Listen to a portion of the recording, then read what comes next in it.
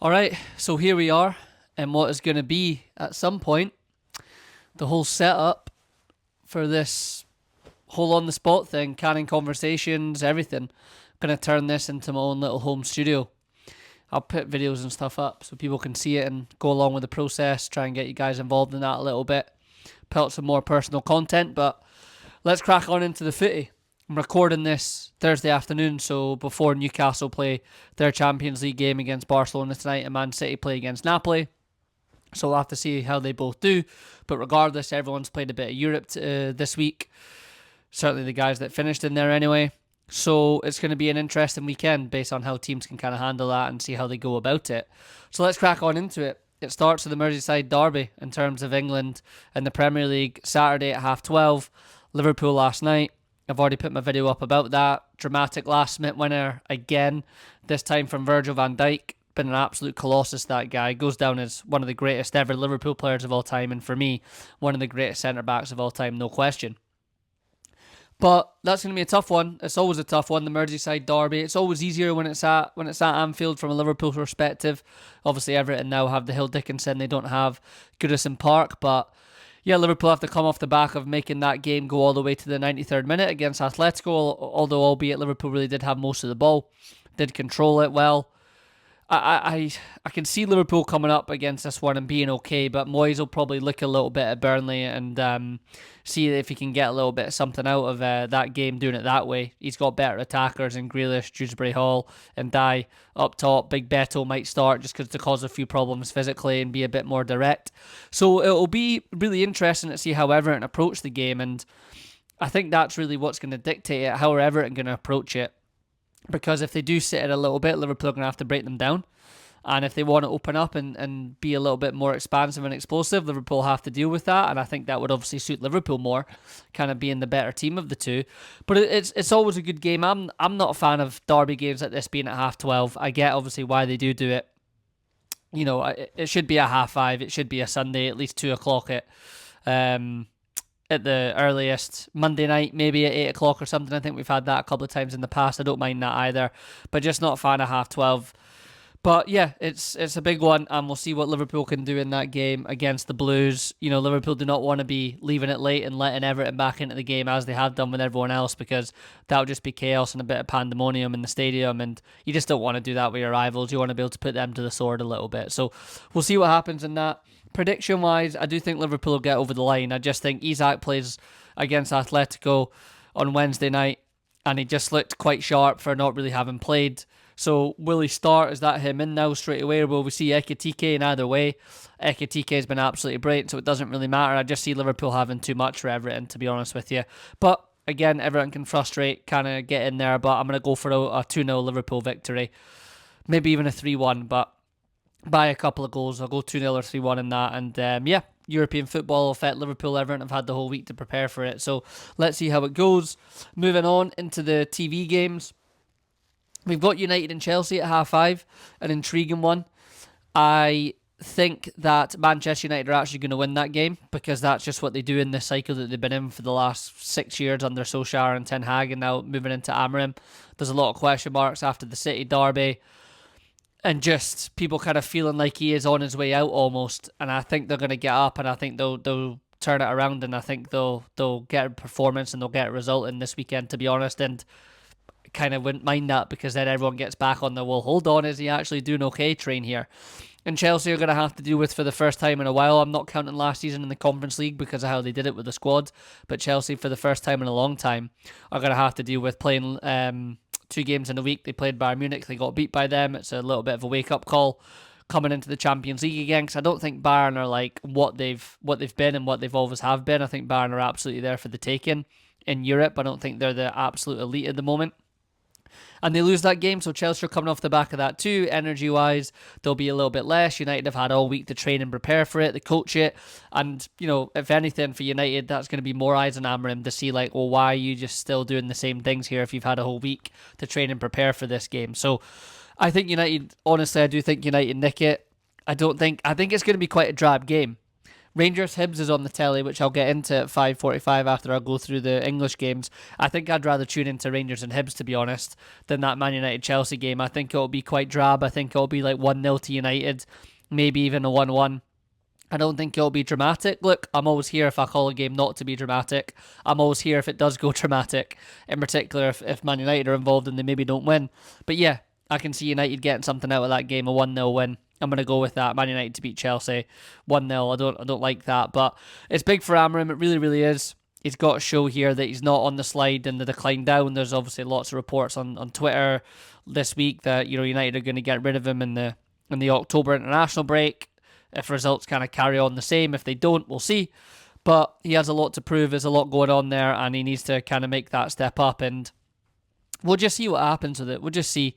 Chelsea, Cole Palmer and everything like that. He gets the goal last night, so that's 2 goals in open play for him, which everyone's kind of been hammering on at him about. And yeah, he needs to lead the line and lead this Chelsea team. But the midfield of Chelsea, of Enzo and Caicedo against that Man United midfield, if he doesn't change it up, I just don't see United getting much change out of that at all. So if Chelsea can get a hold on the game, it could be quite boring as well. Maresca's a bit kind of that Pep philosophy, styley manager where he wants to kind of move teams around, but it's a bit slow for me. It's a bit less like spark and kind of oomph to it than kind of what Pep's peak teams have had, certainly in the last recent years. So, yeah, I think the midfield battle could be where United get really done, but if Amarin's had the full week to go on it, wouldn't surprise me if they get out there and get 1-0 win. So I'm going for it. I'm going United to beat Chelsea 1-0. The next tele game's Fulham Brentford, 8 o'clock. I mean, I'm going to be honest with you, I probably won't be tuning into that one. I'm potentially gonna head out early for the Liverpool Everton game, have a few beers for that, maybe catch the scores, and then come home and catch Rangers Hibs on the telly. So probably won't be paying too much attention to that, but it's 2 teams obviously that are going to be down that kind of second half, lower half of the table. So we'll see how that one goes. Brentford get through in the cup during the week as well, so that'll be big for them. If we move into Sunday, it's kind of where the big games are. It's Bournemouth and Newcastle at 2 o'clock and Sunderland against Villa at 2 o'clock. Both actually really good games, that. Particularly, I think Bournemouth and Newcastle, let's start with that. Bournemouth have just been absolutely sensational with the loss of the 2 centre-halves. It hasn't affected them. The Areola identity is fully in there. And then Newcastle, as we know, they play tonight at the time of recording against Barcelona at St James's. So we'll see how that goes. But either way, that's going to take a lot out of them. And Newcastle have got to show that they can balance Europe and the league if they want to, be that club that they felt like they should have been in the summer when Liverpool came in for Isak and they were complaining about. They need to be able to balance it and try and get back into the Champions League and be able to handle it. So there'll be a bit of an energy killer. Bournemouth with a full week to prepare for that as well. Did Bournemouth have a game in the Cup? I'm actually not too sure. Let's have a look if Bournemouth had a game in the Cup. But if they didn't, Bournemouth have had a full week to prepare about it. They'll be lively. They'll be full of energy anyway, because that is how they play. We know that, right? So, sorry, let me just go back to Wednesday. Did Bournemouth have a game in the Cup at all? Nottingham Forest played last night. They got beat. We know that. I don't think Bournemouth played in the Cup. I don't think Bournemouth did. No, Bournemouth didn't play in the Cup, so because they finished in a decent position. I expect Bournemouth to go in there, and I actually expect Bournemouth. I think they might tuck Newcastle away. They did it last season to them. I think that could be a little 3-0er. A little 3-0 there for Bournemouth. I'm putting it out there, but that is going to be a great game to watch because Newcastle, even still, they'll come with the physicality. They'll try and come with as much energy as they can, but I just think Bournemouth will have too much to them, and potentially tempted to captain Semenyo again and put him in there as my captain for that game in fantasy. But we'll see. I'm really intrigued to see Bournemouth because of Areola. I think he, after this season, has got himself into a place, if it doesn't go tits up, which I don't think it will, he's got himself into a place where I really, really think that someone's going to come in for him. And look, if United get rid of Amorim, I think they should be all over Areola. I don't think that squad's quite all the way gone yet to just be like a 3-5-2 squad. I think Areola can come in and make that work, give a bit of energy to it, a good bit of coaching to it. So yeah, he's in line for a couple of jobs. Pep obviously probably leaving City at the end of this season, if not next. We'll see what happens like Arteta if he doesn't win the league. Do they want him out? So if I'm Areola, I'm maybe holding off until the end of the season and see what all the options are. But been a fantastic manager, and I think when you see guys do it with the lower level teams, and get these guys to perform to this level, you've seen it with like Klopp at Mainz. Fergie does it with Aberdeen back in the day. Mourinho does it with Porto. So when you see guys that do it with teams that are maybe a bit lower down and aren't doing as well, and can get them performing to the level that they're at, I think that's a special manager, and probably something that likes of Man United needs. So fingers crossed he doesn't go there. But I'm going for a 3-0 Bournemouth win. Sunderland Villa, really interesting because Villa have been very poor. Really, really poor. It just feels all a bit stale and a bit bland and a bit just a bit sad, doesn't it? They just feel a bit sad, Aston Villa. It just doesn't feel very exciting, and everyone's a bit down in the dumps about the summer and about the business that they haven't been able to do, hamstrung by whatever reason that is. And yeah, just not good. Harvey Elliott, happy he's gone there. I don't like him wearing number 9. It's a bit weird. I know it's a bit of a weird thing to say, but I just don't. So Sunderland have been physical. They've been able to show they can mix it up. They've been tough to play against. Look, I'm going to go with Sunderland getting something there.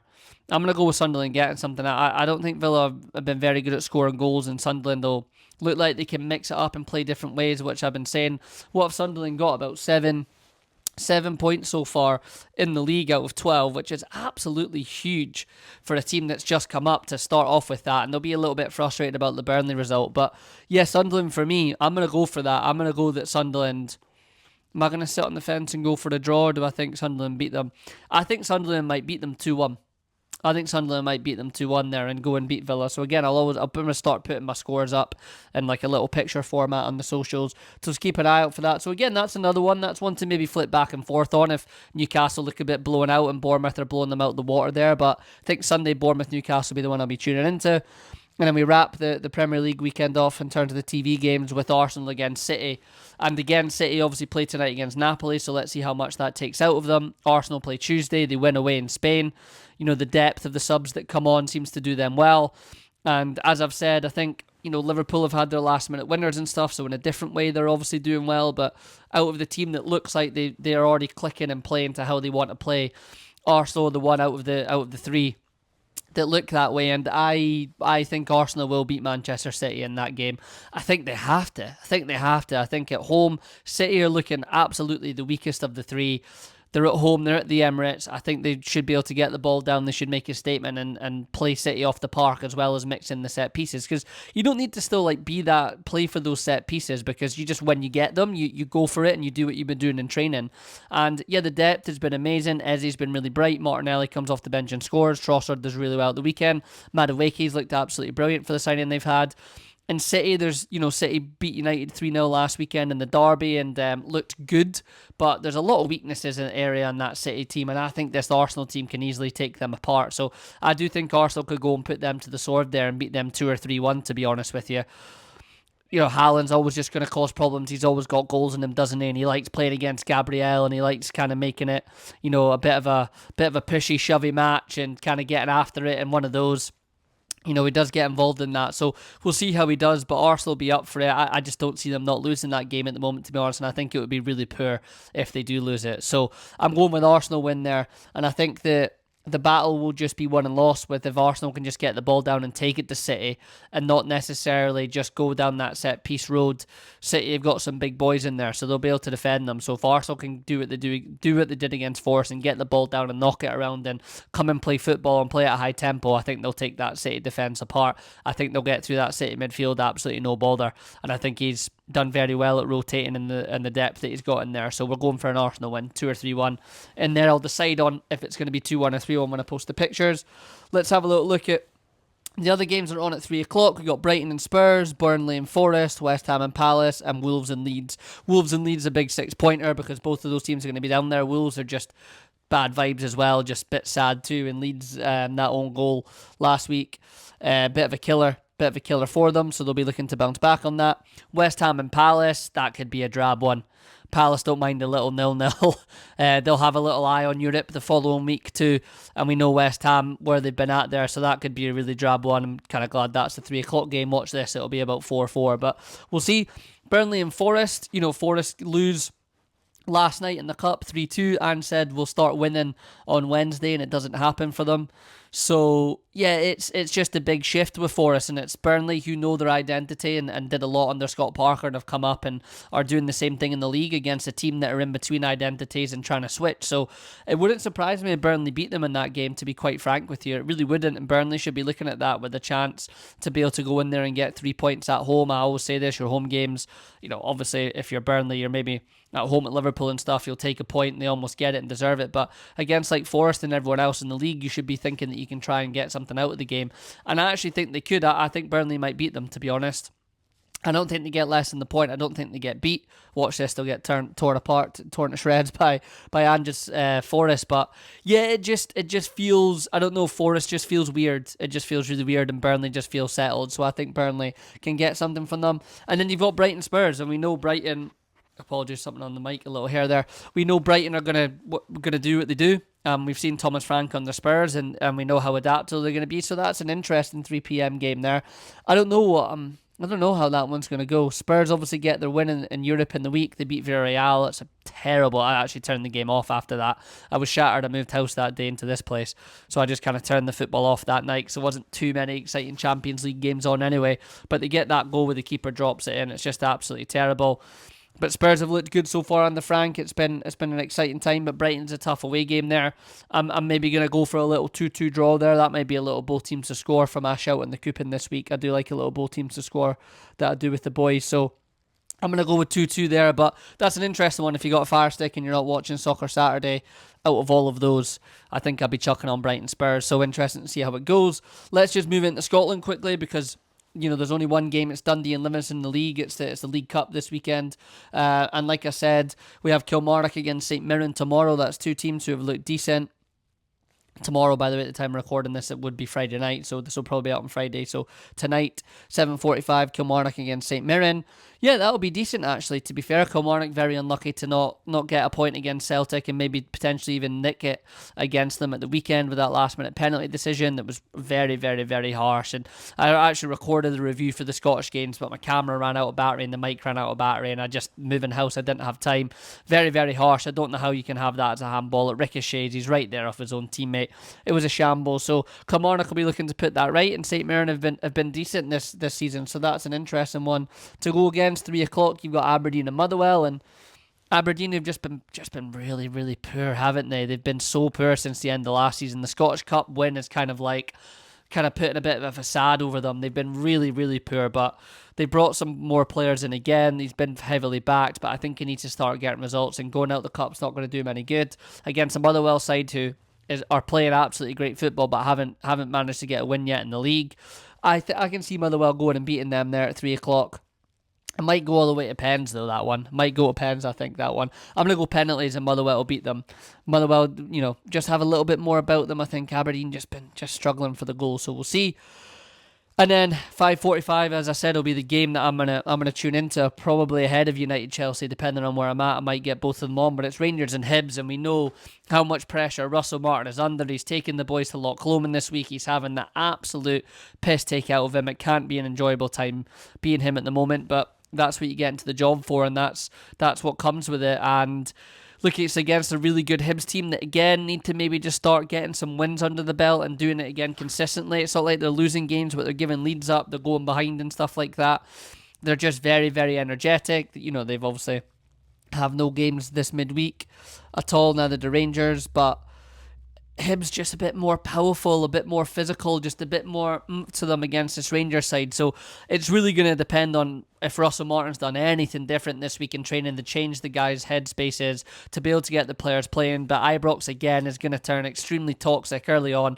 If Hibs can do something similar and just get on top of them early and frustrate the crowd and everything like that, it could be a really, really bad one. And if he loses that, can he survive? I mean, there's a lot going on online about, the fans have met with the board and saying they don't think he should continue, and the board said they're going to continue to back him.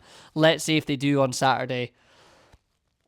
What do I think is going to happen there? I do think Hibs might beat them, I just think they're done. I just think mentally they're done. I don't think they want Martin in. I think he's struggling. But look, from a coaching point of view, I hope he's turned it around, and I hope what he's done this week is given them a bit of a clear head and a bit of a clear mind, and they can get out there and they can play a little bit at the weekend. I've got friends, I've got family that are Rangers fans. So I hope he can do something for them, but I think Hibs are really good. I do think Hibs are decent. I think Hibs will look at Hearts and say, let's go and do what our Edinburgh rivals did, and we can go there and beat them at Ibrox. And then it finishes off Sunday, 3:30. I've got Partick against Celtic. I mean, would love an upset, would absolutely love an upset. It's a great game for Partick to have. They get a team like Celtic coming there, but let's be honest, like, even as much as there was the whole chat with Celtic, and right now Rodgers in the boardroom, Celtic are going to go there and they're going to win that. Ian Atchell's a brilliant signing, and not just for the cup but for the league. I think that's enough for them to be able to get over the line. They had signed a couple of other boys who looked really good in the game against Kilmarnock as well, so I don't see anything other than a Celtic win against Partick. But what I'm going to do this week is I'm going to watch the games that I watch, and I'm going to do a player of the week for them. Last week, my player of the week out of every single game I watched was Lauren Shankland at Hearts. Just everything he did, his link-up play, getting in the box. He obviously gets the 2 goals for Hearts. He was my player of the week, so I'll make sure I do individual videos for that after it. But yeah, let me know your guys' thoughts. I'll post the scores and everything. Let me know your comments. I'm really excited to, over the next course of the kind of next month and a half, 2 months, do this place up. I'm going to get it painted. I'm going to get things on the walls. I'm going to work out where to put everything. But this is going to be the new space. I've kind of almost got my own little summer house, garage, man cave studio. I can't wait. I'll get the boys in here. We'll watch games. We'll do, videos after games. I'll do a lot of live streams in here watching games. I think I'm going to get involved in that too. And as always, I've got the subscription service. I'm going to launch the Patreon. I've currently got a group page for it, £5 a month.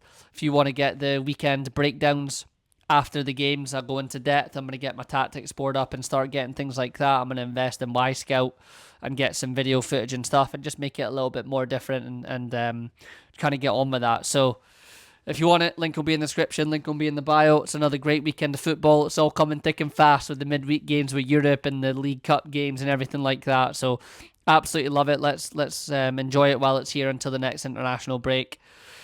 Weekend's coming up, so everyone have a good one. Get out with your pals, go out with your girlfriend, see your family, whatever you're up to. I hope you enjoy it. It's always good to be sociable, and if you're just at home and you're chilling, or you're just at home and you're grinding on whatever it is you're working on, good for you too. Good for you too. I'm gonna have a few beers certainly on Saturday for the Merseyside Derby and Rangers Hibs. Anyway, I'm gonna enjoy it, and then a bit of a more chill Sunday, roast dinner. Hopefully, Holly cooks me on. We'll see. Anyway, as always, until the next one. Peace.